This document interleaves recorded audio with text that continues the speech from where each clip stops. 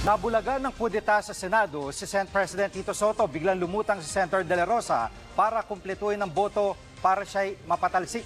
Live mula sa Senado, nangungun sa balita si News 5 Senate Correspondent Mian Los Baños.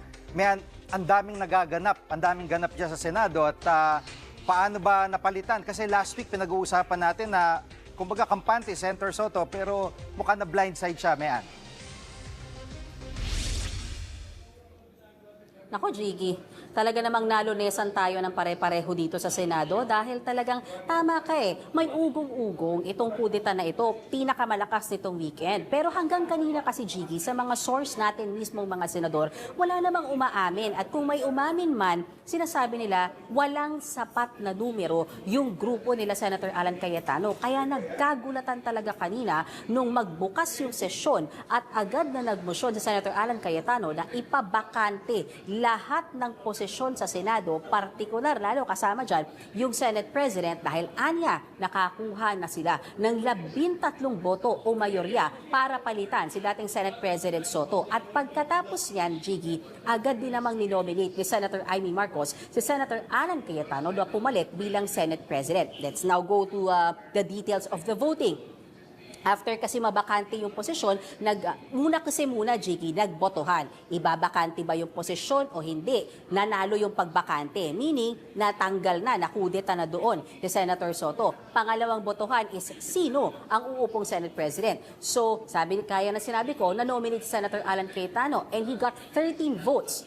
At kasama sa 13 votes na yan, yung mga miyembro ng minorya, of course, and then yung 4 na bumaliktad mula sa kampo ni Senator Soto. Sino-sino ba yan, Jiggy? Ang magkapatid na Senator Smart at Camille Villar, Senator Loren Legarda, Senator Pia Cayetano. And then, may nag-nominate ulit kay Senator Soto na maging Senate President. Siyam ang nakuha niyang boto. So, obviously, talo sila. So, para sa dynamics ng Senado, kung sino yung natalo sa botohan ng Senate President, yan na ang tatayong minority leader. So, for now, mukhang babalik bilang minority leader si Senator Soto at Senate President na nga si Senator Alan Cayetano. May dalawang nag-abstain, si Senator J.V. Ejercito at Senator Mig Zubiri.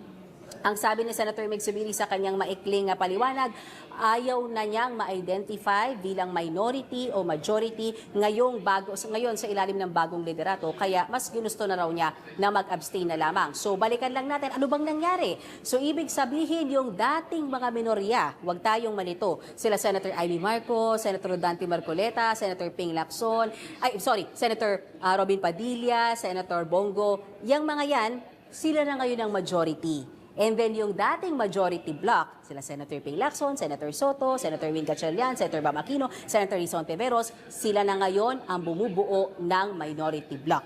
I hope I explained it well, Jiggy. Okay, sige, next. At kanina sa speech ni bago Senate President Alan Peter Cayetano, idinidiin niya na kumbaga para magiging patas siya at sinasabi niya mahirap namang parusahan yung wala namang kasalanan o kaya mahirap namang hindi maparusahan yung may kasalanan. Pero sinasabi niya equally important yung magiging proseso. Yun yung pinaninindigan niya ngayon. So tingin mo ba paano ba magiging laro o magiging outcome nitong impeachment, lalo pat nagbotohan na sa Kongreso, sabi ni Marian kanina?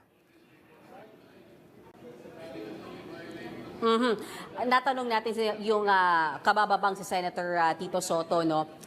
Para sa kanya, naniniwala siya may kinalaman talaga sa napipintong impeachment trial kung bakit natanggal siya sa pwesto. Mukhang may kinalaman doon sa pagkukonvene ng impeachment court kung bakit inalis siya bilang leader ng Senado. Gayunman, Jiggy, tinanong natin siya, anong effect nito? Sabi niya, bilang bahagi ng minority, i-insist nila na oras na umakyat dito sa Senado ang articles of impeachment laban kay Vice President Sara Duterte, dapat agad mag-convene ang impeachment court. At natanong din natin si Senator Soto, anong kanyang nararamdaman? Was he saddened? Was he disappointed about what happened? Sabi niya, sa tagal niya sa Senado, wala nang nakakagulat para sa kanya. Lalo't umugong na ito nitong weekend. At hindi naman daw siya nasasaktan, naiintindihan daw niya na nagbabago yung loyalties ng kanyang mga colleagues.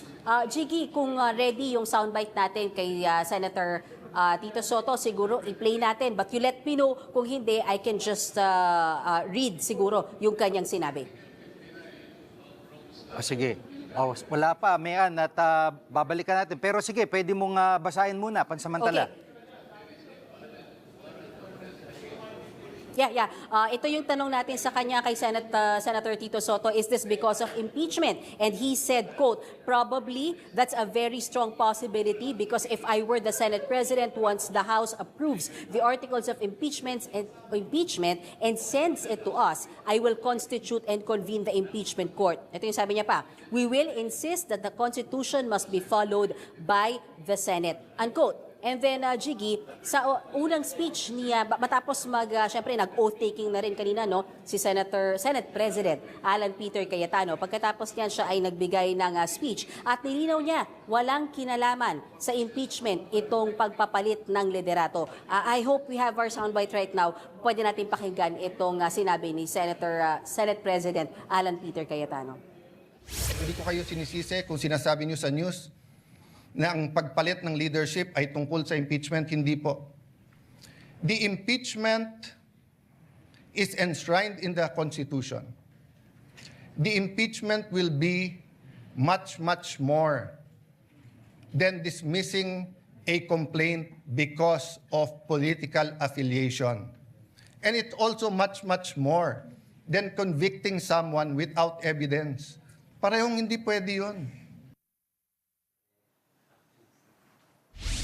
Yun, Mayan, at kanina ay nakita rin ng lahat na si Senator De La Rosa ay pumasok sa Senado matapos ang mahaba-habang pagkakataon. Ito ba'y dahil para bumoto siya sa pagpapalit ng liderato, Mayan?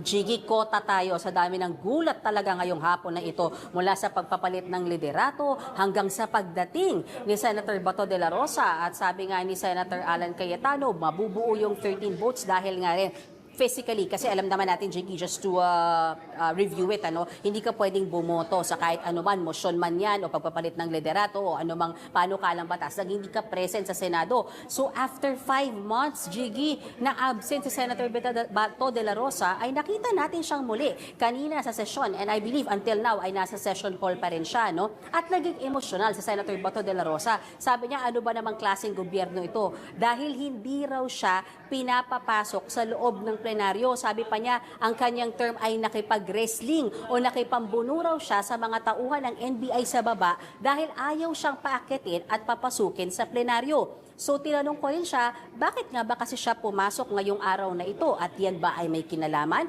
dito sa pagpapalit ng liderato ng Senado? Pakinggan natin ang sagot niya sa akin, Jiggy, ni Senator Bato de la Rosa.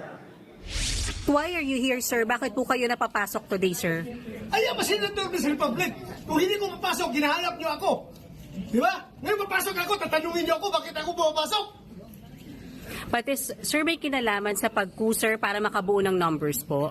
Lahat yan, trabaho ng senador.